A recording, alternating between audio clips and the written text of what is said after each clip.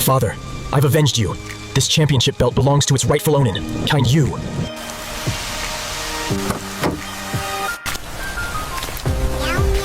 Your father must be very proud of you. I hope you'll work with me to fulfill his last wish. Here's the list of your opponents for the tournament. Wow. Dad, I really like him. Once his match is over, you'll marry him.